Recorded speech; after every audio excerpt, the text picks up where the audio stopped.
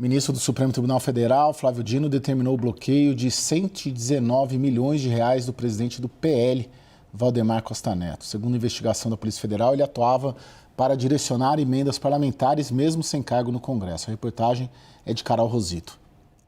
A Polícia Federal afirma que Valdemar teria indicado ao menos 21 emendas de maneira irregular, totalizando o bloqueio dos 119 milhões de reais. A maioria delas para a saúde e para o turismo. Os investigadores apontam que servidores organizavam e encaminhavam indicações atribuídas a Valdemar. Enquanto isso, deputados eram registrados como solicitantes dos recursos. A PF encontrou no celular da servidora Mariângela Fialec, chamada de Tuca, o funcionamento do suposto esquema. Em uma conversa, o advogado e homem de confiança de Valdemar, Garigan Amarante Pinto, diz que tinha marcado uma reunião com o presidente do PL e pergunta sobre o direcionamento de 24 milhões de reais em emendas para a área do turismo. No dia seguinte, Garigan pergunta se Mariângela tinha fechado o valor do presidente Valdemar.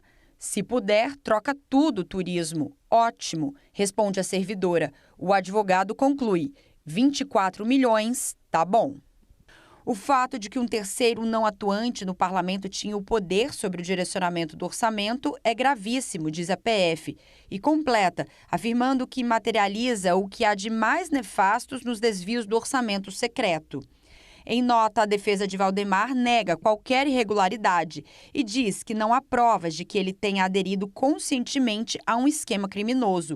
Por fim, disse que é legítimo que um presidente de um partido dialogue com parlamentares e influencie as bancadas. O senador e pré-candidato à presidência, Flávio Bolsonaro, defendeu o presidente do partido. Afirmou que Valdemar saberá dar respostas aos pontos e que a Polícia Federal busca constranger um adversário político do governo. Aliados insistem que seria natural que presidente de um partido influencie o destino de emendas. O tema das cotas parlamentares é constante nos núcleos políticos. Além disso, o entorno de Valdemar defende que a decisão de Dino é inconsistente, especialmente pela falta de aval da Procuradoria-Geral da República. Consultada, a PGR se manifestou contra o bloqueio dos valores, embora tenha defendido a continuidade das investigações. O Congresso nunca teve tanto poder sobre o orçamento público. Só neste ano, até o início do mês, o governo Lula pagou quase 34 bilhões em emendas, um valor recorde em ano eleitoral. Desse total, 25 bilhões são referentes a 2026, outros 8 bilhões a anos anteriores. Leandro, em que caixinha a gente coloca esse fato do Dia da Política? A gente coloca na caixa Congresso corrupto ou a gente coloca na caixa Supremo político? Podemos colocar nas duas, né, Caio? Eu te diria que o que surpreende um pouco aqui, em relação a essa decisão do ministro Dino, é o timing, considerando que estamos em plena pré-campanha, há 10 dias do início das convenções partidárias e há praticamente um mês do início da campanha eleitoral. E o segundo fato que chama a atenção é justamente apontar especificamente contra o PL. Vamos lembrar que o ministro Dino, ele já vem atuando nessa missão que ele tem relativa ao saneamento de recursos públicos, focado, neste caso, na transparência das emendas. Mas as ações dele até aqui, de alguma forma, a gente podia interpretar como sendo partidariamente transversais, sem apontar a nenhum partido específico. Agora temos o PL, o partido do senador Flávio Bolsonaro, pré-candidato à presidência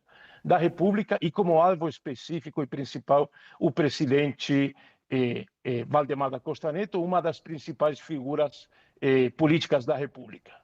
Ora, Thaís, o fato da Procuradoria-Geral da República, o Paulo Gonet, ter sido contrário a essa decisão do Flávio Dino, ela já não coloca ali, não vou dizer uma mancha, não obrigatoriamente o Gonet teria que concordar e aceitar, mas você diz, dá a entender que ela talvez seja juridicamente também controversa ou questionável. Hoje eu ouvi o Gustavo Sampaio, que sempre está conosco aqui, jurista, professor de Direito Constitucional. Ele não vê fragilidade nessa negação. Ele acha que é comum acontecer, faz parte do processo. A negação é de parte das medidas, né? Não da investigação ou da suspeita em si. Então, não há uma negação da PGR de que há um problema ali.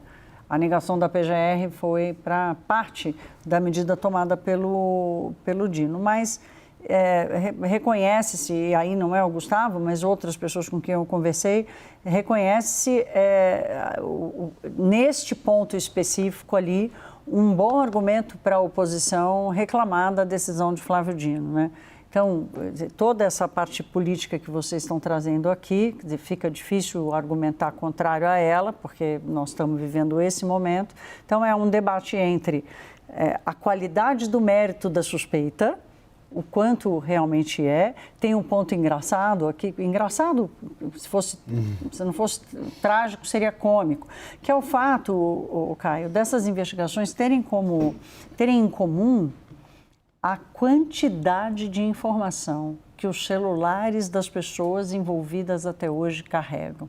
Né? Então, e eu ainda perguntei para o professor Gustavo Sampaio se essa quantidade de mensagens, qual é o tamanho probatório delas? Porque, afinal de contas, às vezes uma troca de mensagem não necessariamente significa que a coisa se materializou. Mas ele acha que hoje, no mundo de hoje, com a quantidade de informações, ela passa a fazer a troca de mensagens e esse roteiro que aparece nas mensagens, ambos passam a fazer parte de um conjunto probatório muito forte. Então, mesmo que a oposição tente argumentar que porque a PGR, além da questão política, o fato da PGR ter sido contraparte das medidas, usar isso para questionar a decisão de Flávio Dino, fica difícil de escapar da força da suspeita. Eu fico com a impressão, talvez, de que os argumentos que o Flávio Dino usa na decisão, ele, na verdade, ele se incomoda, e em outras decisões também vem nessa linha, com o critério que o Congresso usa, que é um critério político, de distribuição de emendas. Não estou nem entrando aqui na corrupção, que certamente ela existe, não estou falando neste caso, porque na decisão não há um fato concreto, ou alguma coisa ali, ou crime, ou a vantagem pessoal tomada pelo Valdemar. O Flávio Dino, Leandro, ele se incomoda com um critério que existe. A gente pode questionar o critério, né?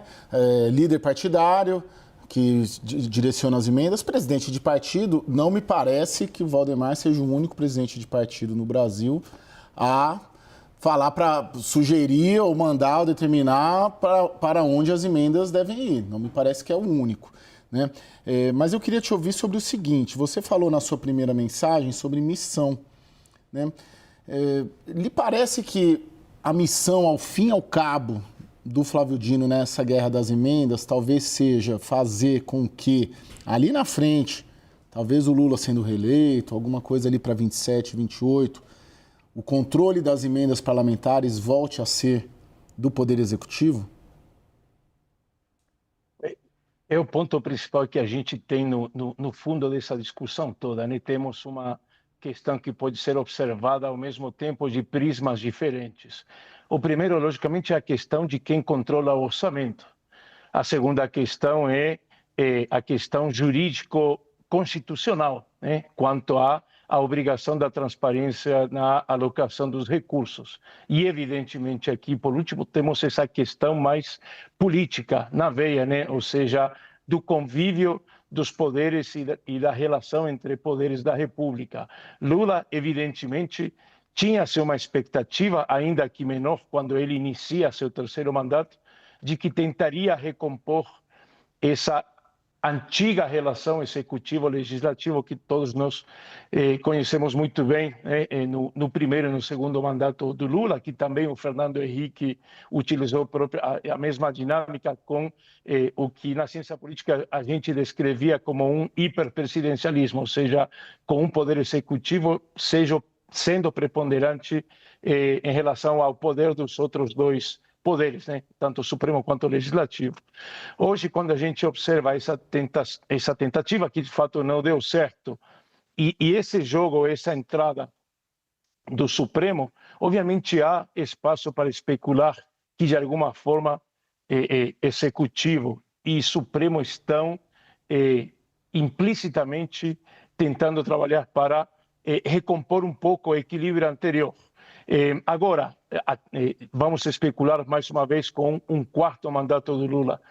Parece muito difícil que essas regras que o Congresso aprovou ao longo dos últimos 10 anos, vamos marcar, né, esse ponto, praticamente junto com o impeachment, é que o Congresso começa a avançar na mudança de regras constitucionais. Parece muito difícil que, sendo o Lula ou sendo qualquer outro presidente eleito, que o Congresso ceda espaço ao Executivo e que recue nesse controle dos recursos orçamentários. Você mesmo trata bastante disso, né, Thaís? Dessa disfuncionalidade e como fica emenda para tudo quanto é lado, né? Para praça, enfim, ao fim e ao cabo, impede uma política pública maior, de maior alcance. É uma crítica que você, sempre que a gente trata esse assunto, você coloca. Eu tenho tido cuidado, Caio, de separar aquilo que é legítimo do exercício do parlamentar, né? Você chama a atenção para esse ponto, para aquilo que é eficiente do ponto de vista da alocação do recurso público. Porque aqui nós estamos falando o seguinte, nós estamos falando de uma montanha gigantesca de dinheiro público e que, portanto, precisa ter uma alocação que seja a mais eficiente possível. E tudo que nós já vimos aqui de alocação de emendas, infelizmente, há uma enormidade de dinheiro sendo colocado onde não devia, da forma como não devia e mesmo nos lugares onde não precisava. Então, nós vamos ter um país lotado de pracinhas, né, e com postos de saúde em lugares onde não precisa mais, em escolas em lugares onde precisa mais. Então, por isso que eu coloco aqui a política pública como a mais afetada, mas a política pública não porque ela tenha um dono, a política pública como instrumento de alocação. E a eficiência e a capacidade desse instrumento de alocação de recurso público, ela diminuiu muito, elas foram muito prejudicadas por causa das emendas parlamentares como elas estão hoje. É como se ela tivesse nocauteado o compromisso do parlamento claro que com o seu constituinte lá, com quem votou, com o seu constituinte, não fala em inglês, com o seu eleitor, evidentemente que com o seu eleitor, mas pensando no país como um todo, né, na eficiência da alocação. Virou um instrumento de preservação de capital político. Sim. E não de alocação de recursos. E é uma realidade, você mesmo colocou, né, Leandro? Difícil de mudar, né? A gente não sabe se o Lula vai ganhar ou se o Flávio Bolsonaro vai ganhar, mas a gente sabe que o Centrão vai ganhar, né? Os nomes estão aí, os dois, tanto o presidente do Senado como o presidente da Câmara, já bem posicionados para serem reeleitos no ano que vem, e o controle de emendas, principalmente, que é o grande ativo eleitoral, deve continuar sendo mantido sob o Legislativo. Leandro.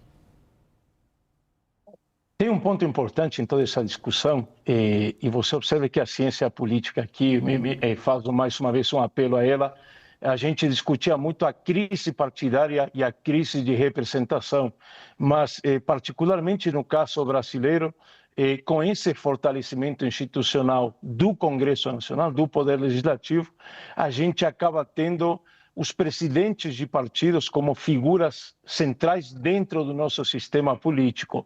Eu mencionei o Valdemar da Costa Neto, é uma figura central dentro da nossa República. Vamos mencionar o Gilberto Kassab, outro presidente muito destacado na política nacional, reconhecido como um articulador muito hábil, que tem feito crescer o partido, tanto no número de prefeituras quanto no tamanho da bancada na Câmara, principalmente. Vamos mencionar os republicanos, também o deputado Marcos Pereira. Ou seja, são figuras que acabam sendo centrais dentro do nosso sistema político e justamente colocando os partidos a partir desse controle de recursos, seja tanto do fundo partidário quanto do fundo eleitoral e agora também com esse controle político de emendas. E aqui eu reforço a questão, acho que a Thaís trouxe também, é natural que um presidente de partido tenha participação nas negociações. O que chama atenção é justamente essa falta de cuidado para participar diretamente de uma função que é específica do parlamentar.